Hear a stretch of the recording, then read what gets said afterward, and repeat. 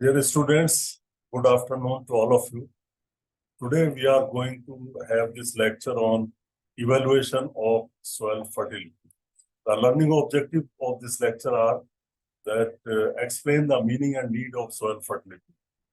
Evaluation. Describe the methods for evaluation of soil fertility.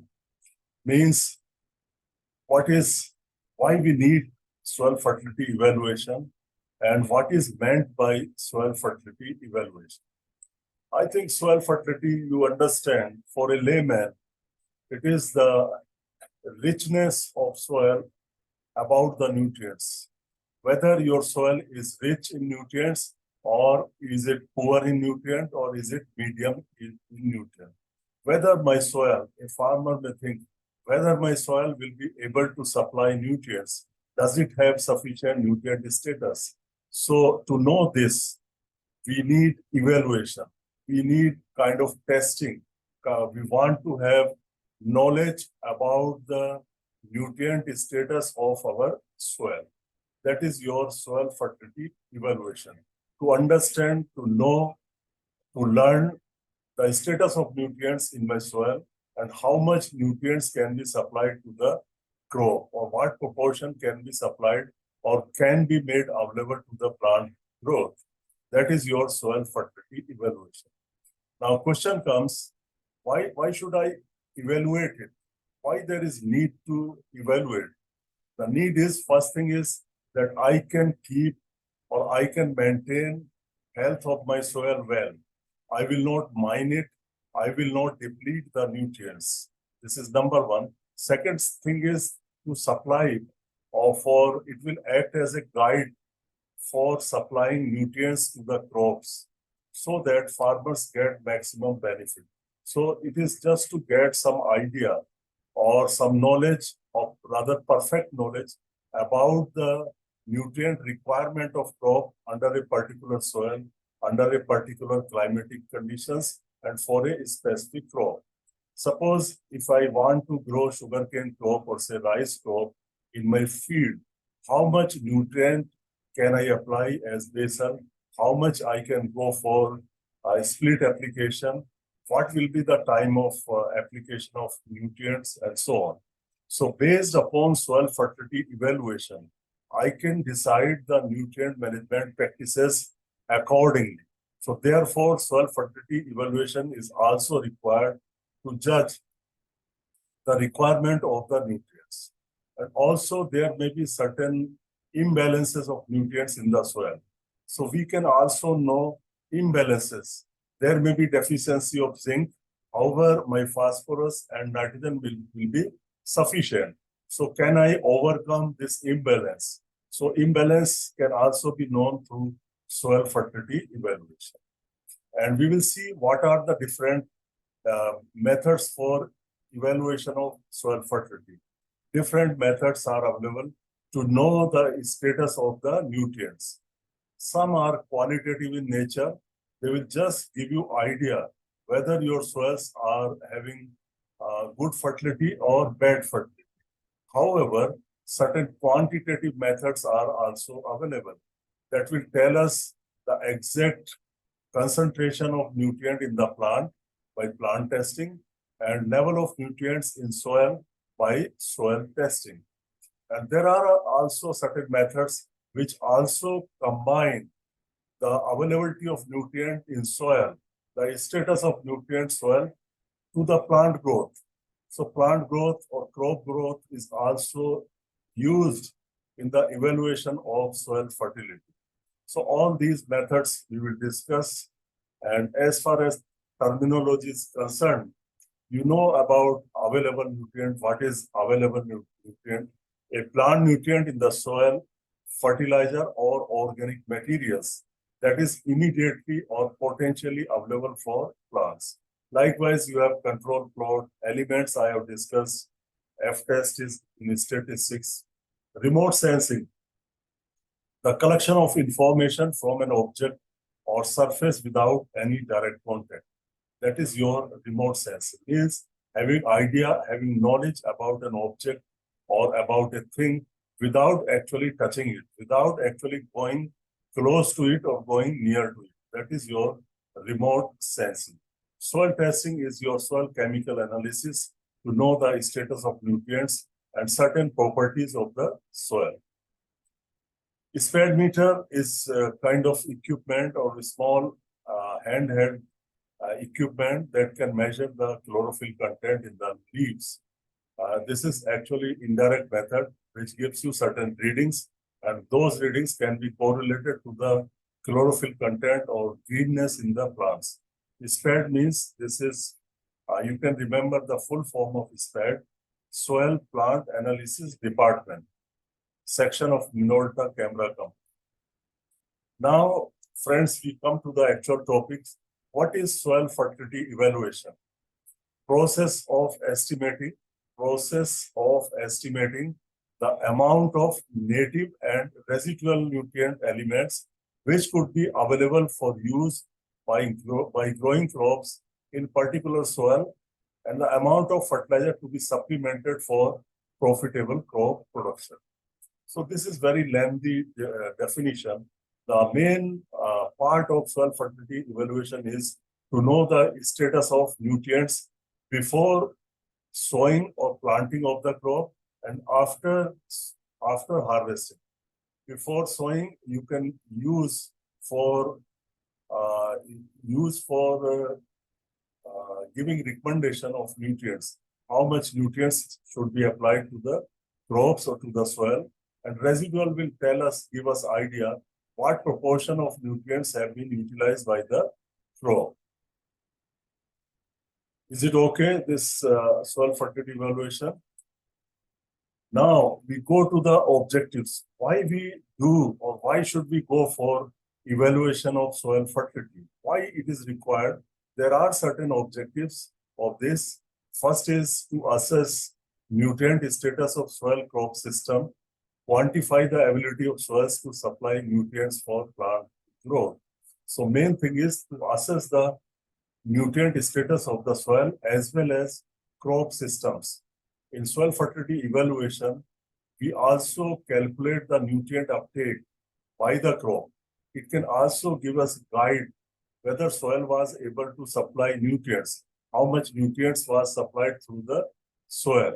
So therefore, it is for soil crop system, quantifying the ability of soils to supply nutrients for plant growth, how much have been supplied actually to the plant. It is also used to diagnose suspected nutrient imbalances, monitor effects of management on crop nutrient status. Sometimes you can judge the influence of different management practices like zero tillage, no tillage, or conventional tillage. We can assess the nutrients under this system. We can retain more nutrients where nutrients are utilized in a better way, where we get more losses of nutrients, but also we can monitor the influence of many other practices like including legume. If I include legume in my rotation, how much nitrogen will be accumulated in soil due to legumes. So we can make tests of such practices. Like in one field, you can grow legume. In another field, you do not grow any crop. Then you can see very simply, you can see how much nitrogen has been added by legume. These are very practical approaches at farmers level. Provide basis for making fertilizer recommendation. Here you can correct it, you can make it nutrient recommendation. Instead of fertilizer recommendation, we can make it nutrient recommendation because nutrients can also be contributed by biological sources or biofertilizers or organic manures also contribute nutrients. So these nutrient recommendations will be developed which help in improving the yield and quality. Yield and quality can be improved, improving fertilizer or you can say nutrient use efficiency, decreasing impact on water, air quality, climate change, assess availability of toxic elements. So we can see the toxic level of certain nutrients, particularly micronutrients, iron, aluminum, copper, and zinc. Sometimes they can be accumulated in excess in the soil and one can get their toxicity symptoms and improve soil quality. If you want to improve soil quality, you must evaluate, you must know the status of soil. In soil quality, you include all kind of properties, chemical, physical, and biological properties. Those are also evaluated through soil quality index. And one can judge the health of the soil or overall status of soil health. Now, what are the methods or tools or approaches through which we can evaluate soil fertility? What are different methods to evaluate soil fertility? So broadly speaking, you can group them into six different tools. First tool is visual plant diagnosis. Second is plant analysis. Third is soil testing. Soil testing also called as soil analysis. You can call it soil analysis or soil testing. Then certain microbiological methods are also available, though they are not in use these days. And then fifth method is remote sensing, and sixth and final method is field experiments. So let us see visual plant diagnosis. Visual plant diagnosis means here, you know the symptoms of the deficiency of different nutrients. And we can judge through the symptoms that which nutrient is deficient in the plant. And then we can say that this particular soil is lacking in that particular nutrient. So this is one approach, and we will discuss all these approaches one by one. Let us start the first approach, visual plant diagnosis. You know, when insufficient level of a particular nutrient are present in soil, then its deficiency symptom may come on the plant. This is number one. Second thing is sometimes nutrients may be available in the soil, maybe in sufficient quantity, but plants are not able to take up the nutrient, maybe due to interaction with other nutrients, or maybe some poor soil conditions. The plant may not be able to take up or uptake that particular nutrient. So overall, the deficiency symptoms mainly comes if the nutrients are deficient in your soil. So symptoms may come on older leaves, and they may come on newer leaves or young leaves first. So deficiency symptoms first appearing on older leaves. So nitrogen deficiency is chlorosis start from leaf tips and leaf turn yellow. So friends, here I'm not teaching you the deficiency of nitrogen, phosphorus, potassium, or chloride. Here I'm teaching you that you may find variety of deficiency symptoms on the plants. And based upon these symptoms, you can identify that the status of nutrients in soil indirectly. If you find that reddish discoloration on the leaves is there, and leaves have become darker green, then you can suspect that this is phosphorus deficiency. That means your soils may be deficient in phosphorus. So these visual plant diagnosis will give us some idea, some hint that my soil may be deficient in phosphorus. It can be deficient in potassium, etc. So now question comes, if we evaluate this indirectly, if we evaluate soil fertility indirectly, can it help us to supply the nutrients? Can it help us? No, it cannot help us. It can give just idea that these crops or this particular crop is deficient in X, Y, or Z nutrient. Now, if I want to correct the nutrient deficiency, then how much nutrient should I apply? I cannot decide it, because deficiency may be maybe medium deficiency, low deficiency, less deficiency, and deficiency may be very severe. So deficiencies may have different categories, and then farmers or nobody can decide the quantity of nutrient, how much nutrient should be applied if you get deficiency of a particular nutrient. So there is no any fun, no any advantage of such kind of approach if I cannot know how much nutrient should I apply. So therefore, this is just theoretical approach which gives us simple idea that your soil is deficient in one particular nutrient. But it may have several limitations also, because deficiency symptoms of one nutrient can be identical to the toxicity of another element in the same crop. It can happen. So therefore, they are not the best approach to supply nutrients, to apply nutrients to the soil. Now, similarly, you can have deficiency symptoms first appearing on younger leaves. It does not matter whether they are coming on young leaves or older leaves. The main thing is that these can indicate that soil may be deficient in X, Y, or Z element which should be supplied. So, of course, this is very academic kind of approach where we are not able to tell the farmers the quantity of nutrient that should be applied if nutrients are deficient. Anything you want to ask from this section? Any question from you?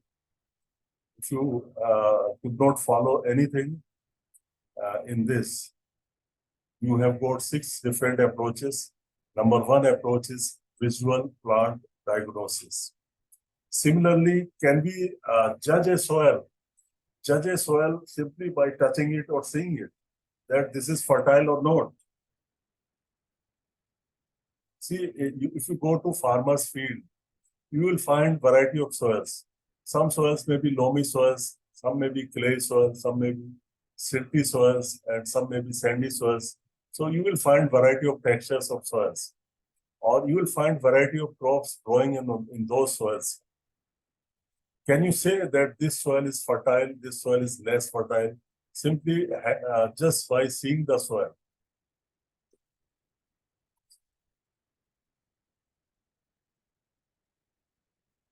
Can you have any idea by color of the soil or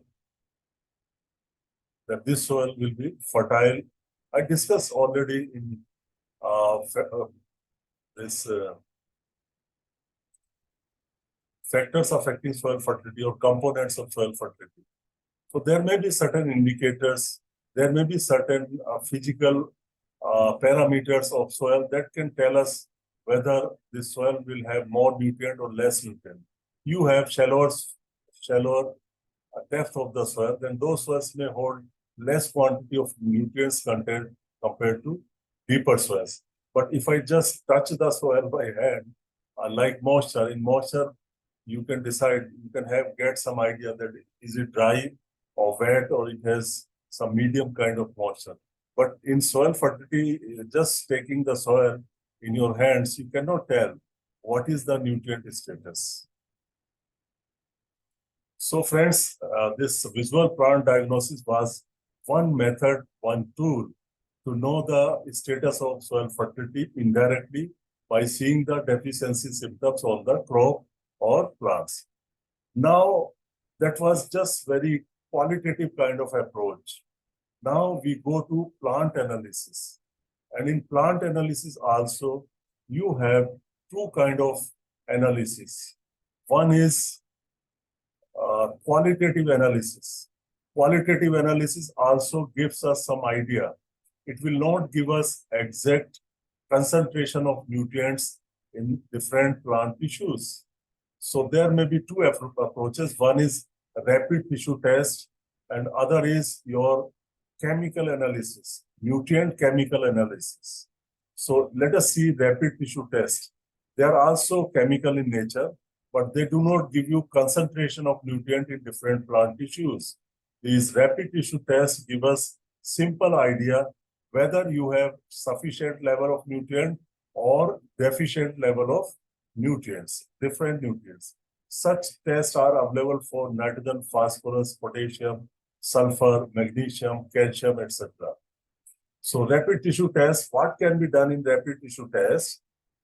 You know that different plant parts, some nutrients are accumulated very quickly in the lower leaves, and some are accumulated quickly in the upper leaves.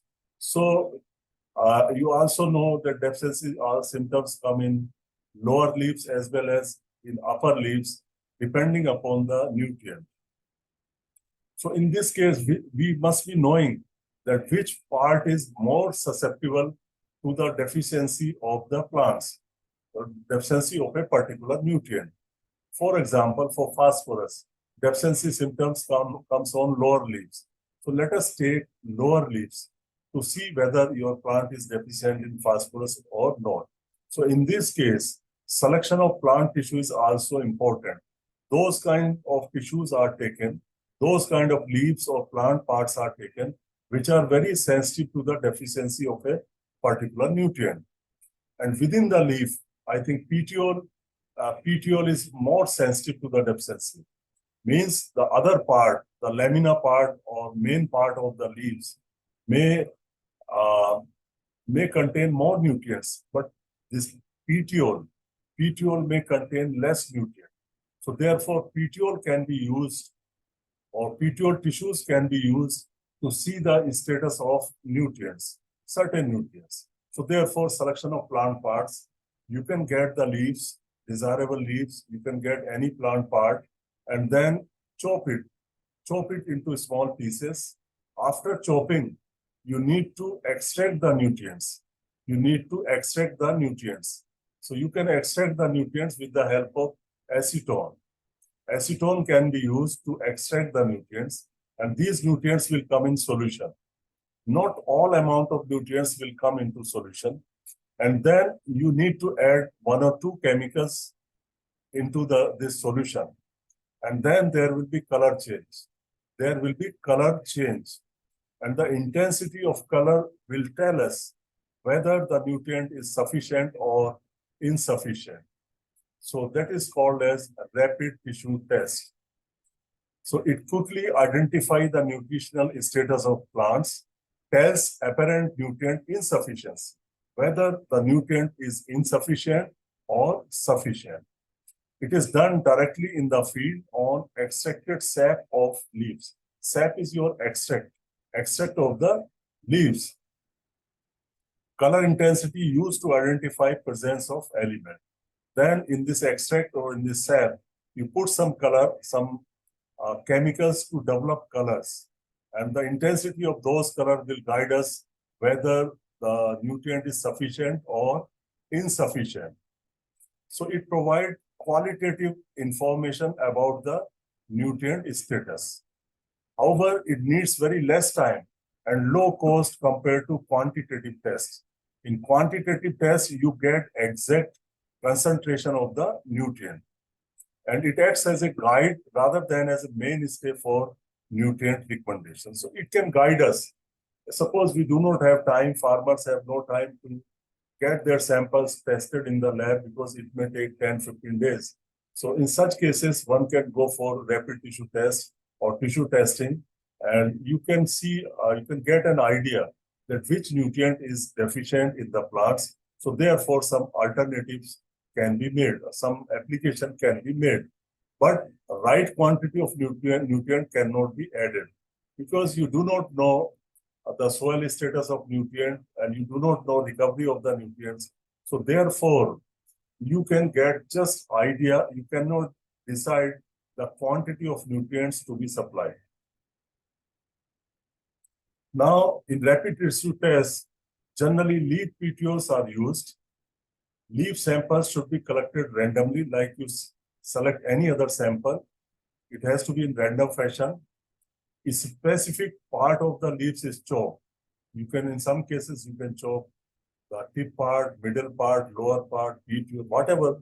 For every plant, it has already been decided. The lists are available. For this particular plant, take the 4th leaf from the top, take the blade, take the petiole, take the leaf sheath. Which plant part is to be sampled? This information is already available. And extractants are also available. The solvents are also available. Reagents are added to the sap or extract. Intensity of color match with the color given in the chart. So some charts are also available, charts of different intensity of color. You also have pH meter, pH chart are also available, different colors. Intensity of color match with colors given in the chart. As for color shades, you can get light shade, medium kind of shade, and very deep color. So low, medium, and high. So these are related to the intensity of the color, the depth of color. The rapid tissue test would pave way for rectifying the nutritional problem for quick recovery. However, the quantitative estimation of both plant and soil for nutrient concentration will be more useful and economic for applying fertilizer. So this is mostly in academic interest, these rapid tissue tests. However, for exact nutrient recommendations, it is better to test the plant as well as soil. Now, dear students, just I want to show you some examples of rapid tissue test. They have been given by different workers, and with some modifications here and there you can find. These are very general tests. So for example, you want to make a tissue test of nitrogen. So you need just one reagent, that is 1% diphenylamine in concentrated sulfuric acid. Small bits of leaf or petiole are taken. You can take the leaf petiole in a petri dish, and a drop of 1% diphenylamine is added. So this 1% diphenylamine will extract the sap, the juice from the leaf parts, and then the development of blue color indicated the presence of nitrate nitrogen. So you will get the color development also in this sap or extract. The degree of coloration indicates the amount of nitrogen present in that leaf. So if you get dark blue, chart is also available, sufficient nitrogen, light blue, slight deficient nitrogen, and no color, highly deficient nitrogen. If it is colorless, means the tissues are deficient in nitrogen. So they are giving just hint. Similarly, for phosphorus, you have test ammonium molybdenate solution and stannous chloride. They are also used in the labs for chemical or quantitative analysis. So what you need to do, make the solution. 8 gram ammonium molybdenate is dissolved in 100 ml of distilled water, and add 126 ml of concentrated hydrochloric acid to it, and make a volume to 300 ml. This stock solution is kept in an amber colored bottle, and at the time of use, it is taken and diluted in the ratio of 1:4. So you can prepare this ammonium molybdenate solution. This is used to test phosphorus in leaves.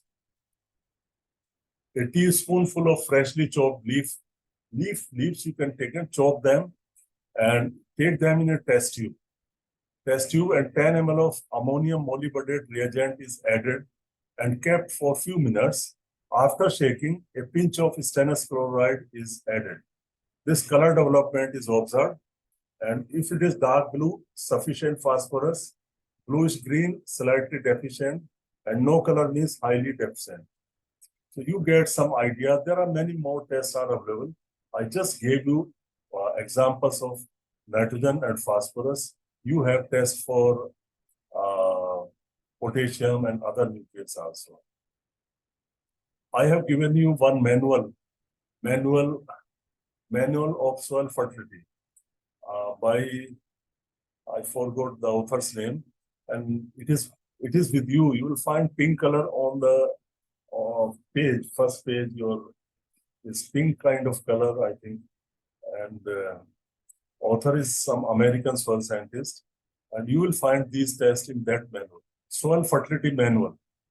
Soil fertility manual, you can check at 2012. In that manual, many such tests have been given, and test kits are also available. So one can take test kits, go to the field, and immediately you can do your test in the fields right way.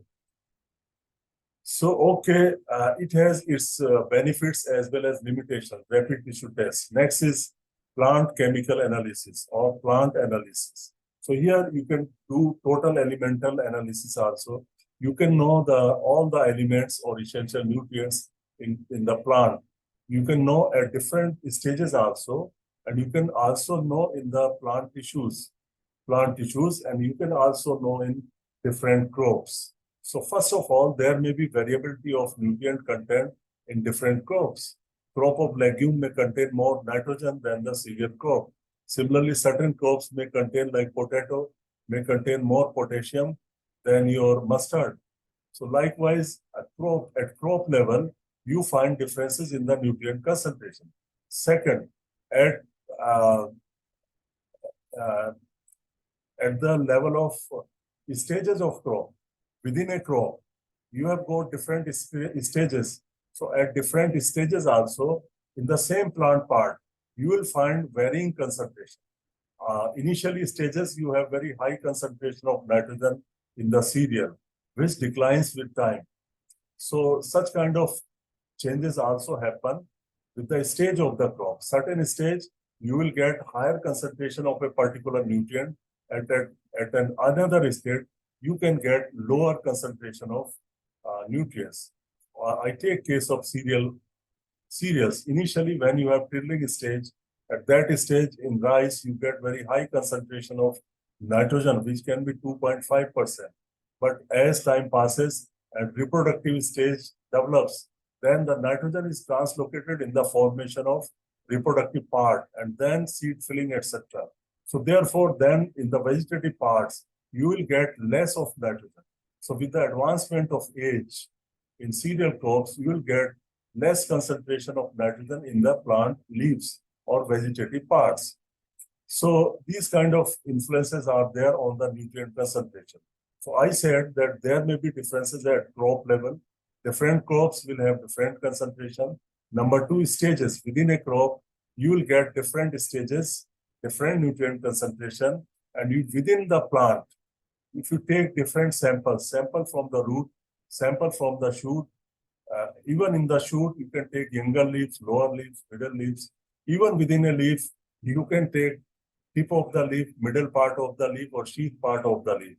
So you can find differences in the concentration of nutrients. So concentration of nutrients is not fixed.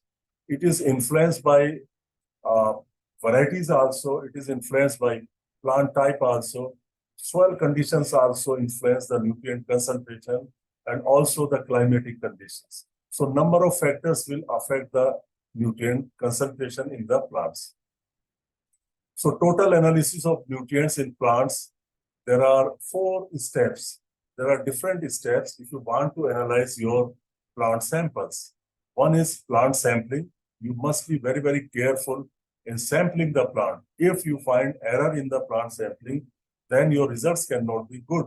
Your results cannot be representative of those plants for which you are analyzing elements. Similarly, sample preparation. Sample preparation or processing of the sample is also important. Analysis of the sample and then interpretation. It is good that you have analyzed the plant. Now you know the status of nutrients in the plant system. But what is meaning of this? If I get, say, 0.5% nitrogen in my leaves, then what is the meaning of it? How can I understand the meaning of this 0.5%? That is your interpretation. To explain your results, how best you can explain your results, how best you can make use of those results, that is your interpretation. To get the practical application of your results, you want to interpret, you want to detail your results, or you want to understand the meaning of your result, that is your interpretation. So once you have analyzed the concentration of the nutrients in the plant tissues, then you can make several interpretations. So after analyzing the nutrient concentration in desirable plant parts, the interpretation of the results can be made by 3 different ways. 3 different ways are available here for interpretation. Number 1, critical concentration of the nutrients.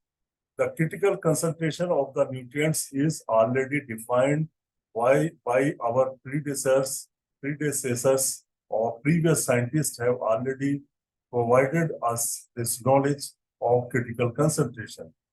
So that can be used for interpretation. Nutrient ratios can be used. Certain ratios are almost fixed depending upon plant growth, time of the growth, as well as plant part that has been used. So these ratios should not be distorted. If there is some variability in the ratio, that means a certain nutrient is not in ideal concentration in the plant system. And then chlorophyll meters can also be used indirectly to judge the greenness of the plant and leaf color chart. So through these approaches, we can have interpretation of plant chemical analysis. So any question up to now? Anything you want to ask? If you do not want to ask, then I will ask. What is critical concentration of nutrient? What is meaning of critical concentration of nutrient? Anybody? Critical concentration of nutrient. Amandeep, Yes, sir. do you have any idea about it? Critical concern, you must be knowing about it, gentlemen. Many people say that what is the critical level of zinc in soil? What is the critical level of iron in plant, iron in vegetable crop, or iron in carrot? So, Sir, ये होगा The ना कि critical concentration is the concentration below which the growth of plant will hinder or it will affect plant's growth. okay. Any other? Yeah, others can also contribute.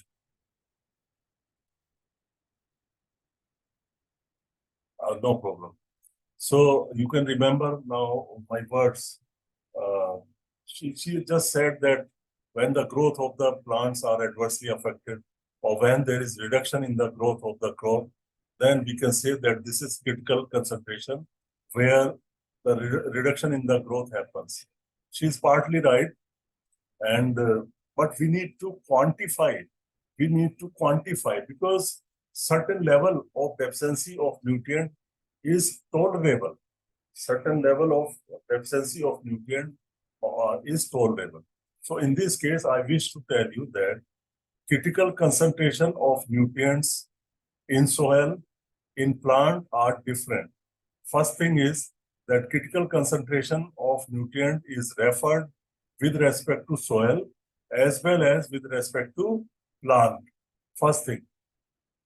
Second thing is that critical concentration of nutrients is also referred with respect to toxicity. It is not just deficiency. Toxicity can also affect the growth of the plant. So friends, remember these are the four things. Four things means critical concentration of the nutrient in soil. Number two, critical concentration of the nutrient in plant. Number three, critical level of deficiency, and critical level for toxicity. So there are four different things, and it is with respect to soil and plant. I explained it. The level of nutrient in the plant or soil at which plants get 90% of the maximum possible yield. Means if your 90% of the growth or yield of the plant is achieved at that particular point, what is the concentration of the nutrient is your critical concentration for deficiency as well as for toxicity, either in soil or in plant. So it is explained on the basis of 90% growth or yield is achieved. The concentration of nutrient either in plant or soil at which 90% of the maximum possible yield or growth is achieved is your critical concentration either for toxicity or for deficiency. That is critical concentration. In other words, you can say that whenever there is reduction of growth by 10% or more, then when exactly it is a 10% reduction, then at that particular point of time, the concentration is your, in plant tissue is your critical concentration for that particular nutrient.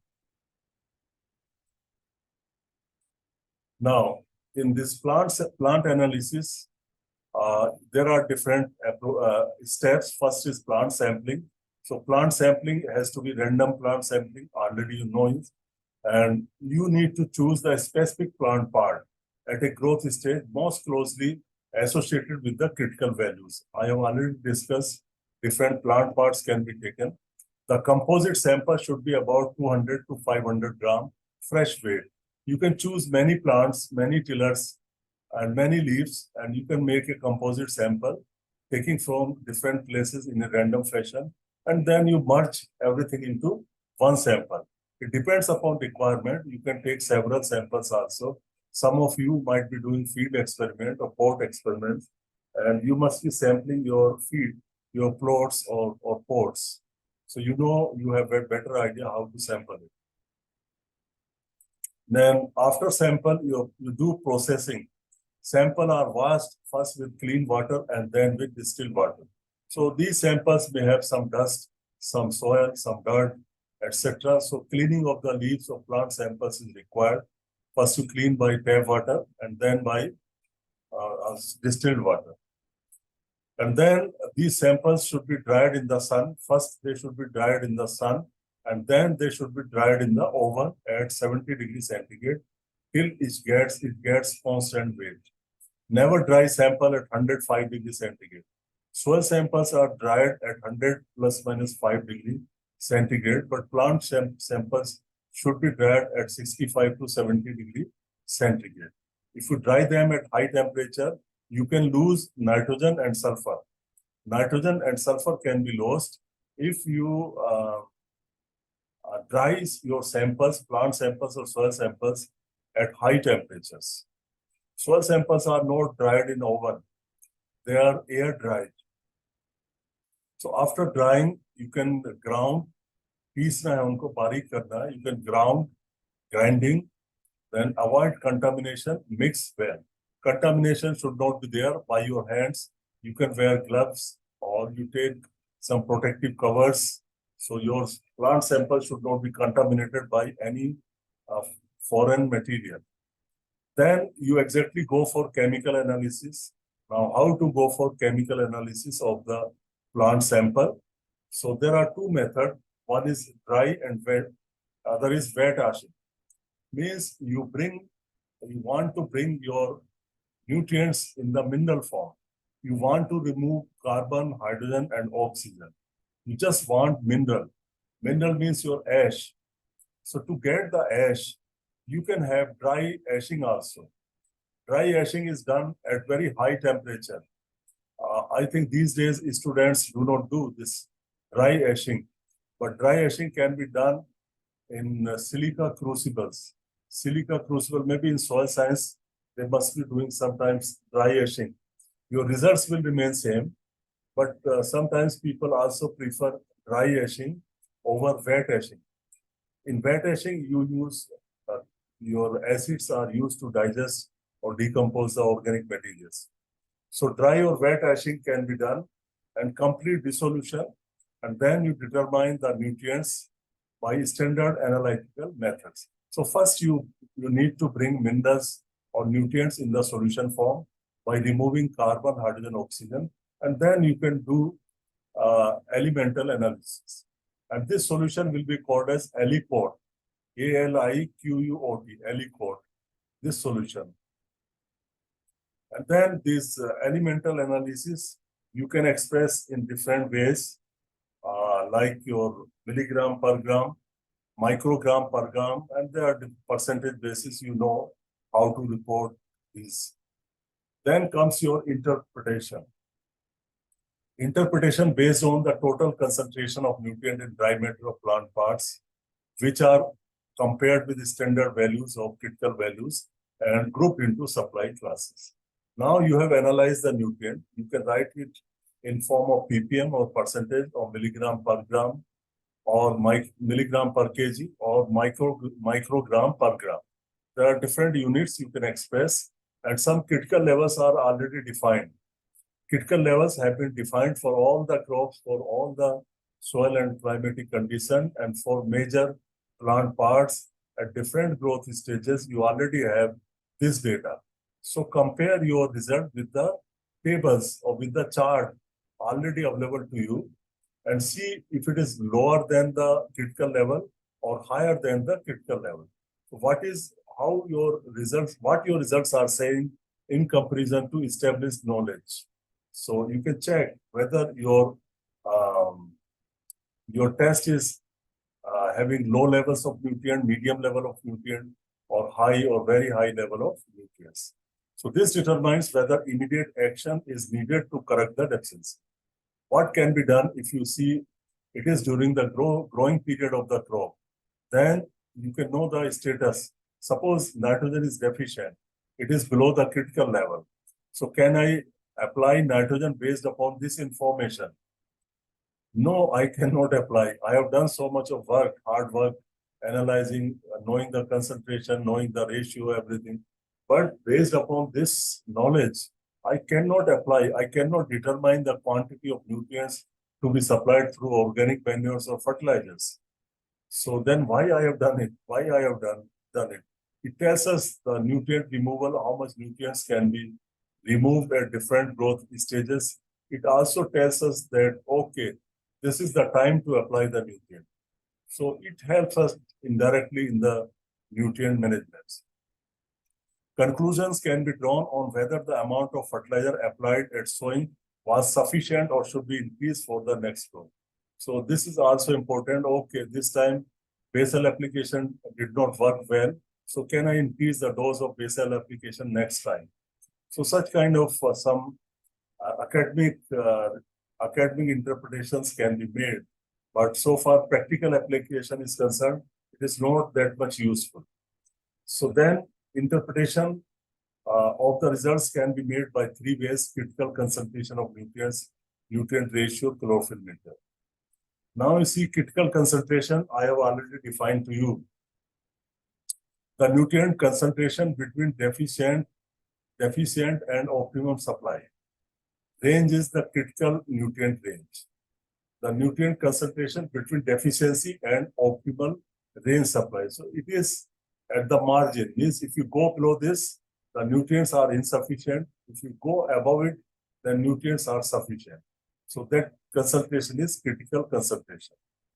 Critical concentration of nutrient is the concentration of a nutrient in plant that is likely to result in 90% of the maximum yields. Please do remember this definition. This is the only correct definition of critical concentration of nutrients. No other definition is available.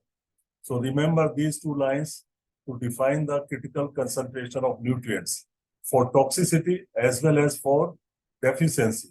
CCN is the concentration of nutrient in plant that is likely to result in 90% of the maximum yields or maximum growth. Sometimes you can call it growth also. If a nutrient is present below CCN, the yield or quality of crops will decline. If supply of deficient nutrient increased in soil, the crop growth or yield will increase till CCN is exceeded. When we go beyond this, then we can get the optimum growth of the crop. And then if you continue to add the nutrients, then there may be luxury condition, luxury consumption. And then even beyond luxury consumption, if you go, then you can find some toxicity of that particular nutrient. Then toxicity also, it will reduce the yield by, if reduction is by 10%, then that concentration will be critical concentration for toxicity. Now you see this table. This table is already available to you from FAO, Food and Agriculture Organization. So here you can see the critical concentration of nutrients, interpretation. And dear students, don't bother about it. You need not to remember or this data, but just to have some fair idea. How much nutrients are there in the plant? How much nutrients are there in the plant? I can take example of wheat and rice, oilseed rape, sugarcane, alfalfa, grass, citrus. So there are many crops for which critical concentration for deficiency has been defined by people. So here you can see for wheat, take the example for wheat and rice. So for nitrogen, critical concentration is 3%. Here say 3% of nitrogen, critical concentration. And when you can see on the bottom blue color words, growth stage and plant parts used. For wheat or rice, 1 to 2 nodes stage. All shoots were taken. Means the stage of the crop was 1 to 2 nodes, means early stage. whole shoots were taken, all above ground parts were taken in this case. Therefore, you find 3% concentration.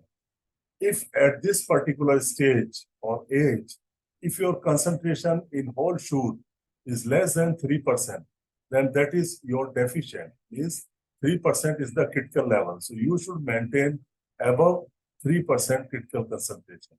Similarly, you can see oilseed rape for phosphorus. For phosphorus, it is 0.3. And now on the bottom, you can check the stage as well as plant part which was used. So for oilseed rape, it was pre-flowering stage. Pre-flowering stage, youngest mature leaf was taken.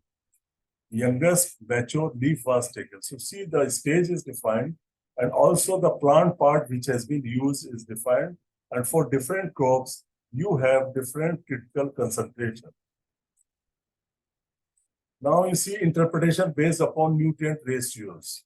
So this is known as diagnosis and recommendation integrated system. This system, it was introduced by Biofils, 1973.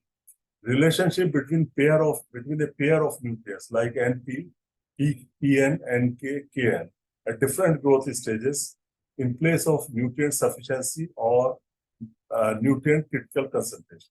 Means you have tested concentration of nutrients, and then you can see the ratio of certain nutrients and decide whether they are deficient or sufficient. So this approach is called as DRIS.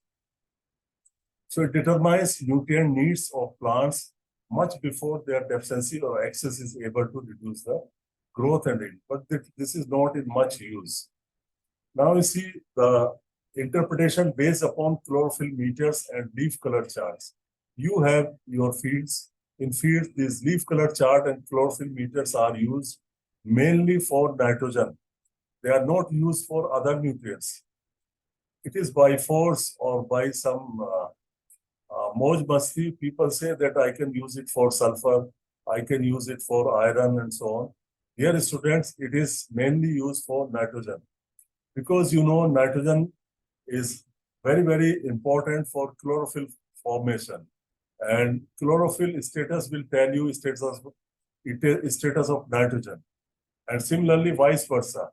If you have sufficient nitrogen in the plant, your plants will have more greenness. So these chlorophyll meters can measure the greenness of the plant, and then this greenness can be correlated back to nitrogen concentration in the plant. Such kind of studies have been made by people. So you can take reading by the spad meter, which measures the relative greenness of the leaves, and it gives you certain readings. And you can also determine the exact concentration of nitrogen in those tissues and correlate the values and see how and you can develop the critical values for this spad meter also. If it is below this level, below this reading, then my crop may be deficient in nitrogen, or you can judge whether your crop is deficient or sufficient in nitrogen. It is only for nitrogen. Similarly, leaf color chart, I think you might be knowing. It is not the time to explain you the working of the leaf color chart, but this is used to measure the greenness of the leaves, and it also guides us for nitrogen application. Based upon leaf color chart, recommendation of nitrogen can be have been evolved for rice, wheat, and maize. According to leaf color chart, you can use nitrogen in direct seeded rice as well as in transplanted rice. Now, soil testing.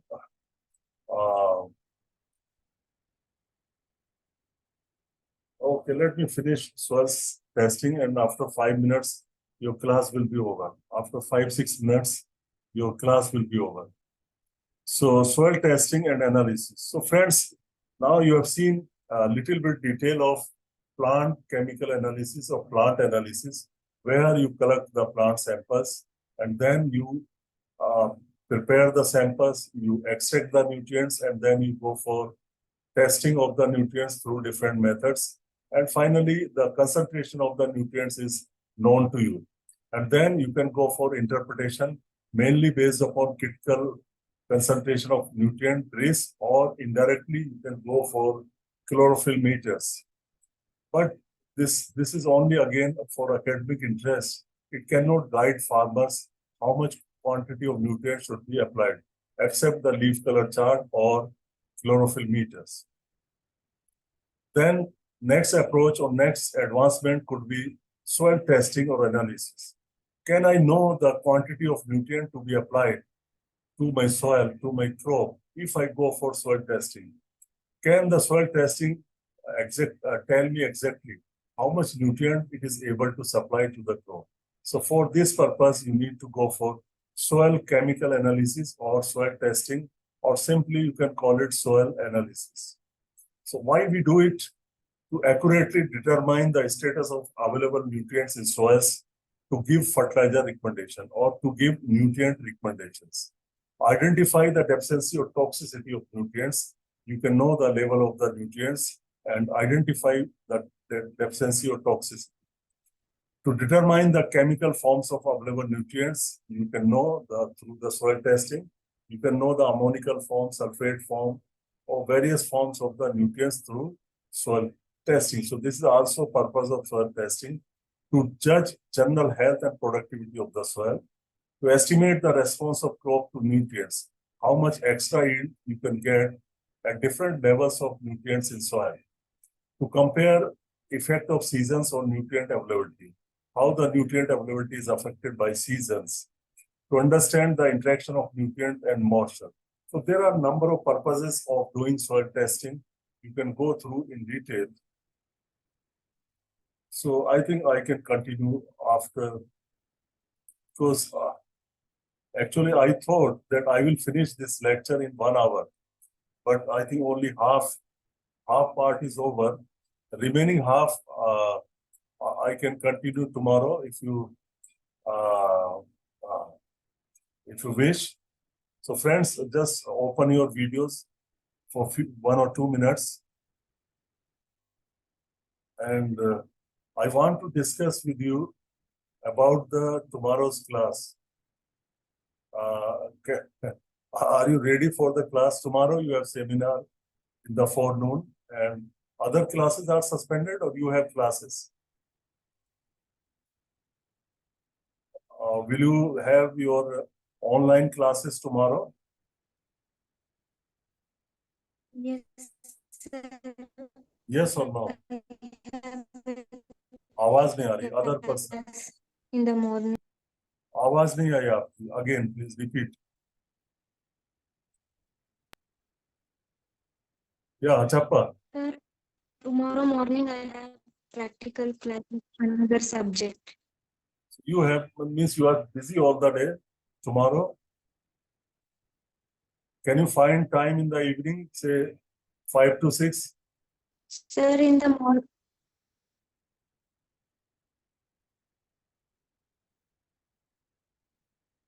Hello. Any time during the day if you find for the class. No time, okay.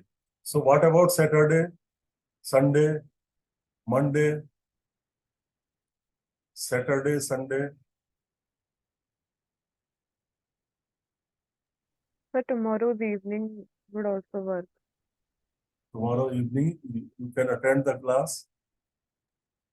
Yes, sir. If there is no class from other department at that time, 5 to 6. Okay, we will fix class. Already have one extra class. Kanchan has extra class. So Saturday, I am now, Friday is over. I will not take any class on Friday, because in the forenoon, we also have 3 seminars. Those who are interested can attend the seminar also. It is already scheduled seminars. So, I mean Saturday. Tomorrow is Friday. And the Saturday, can we have a class? Yes, sir. Okay. So Saturday, can we have at 11 morning?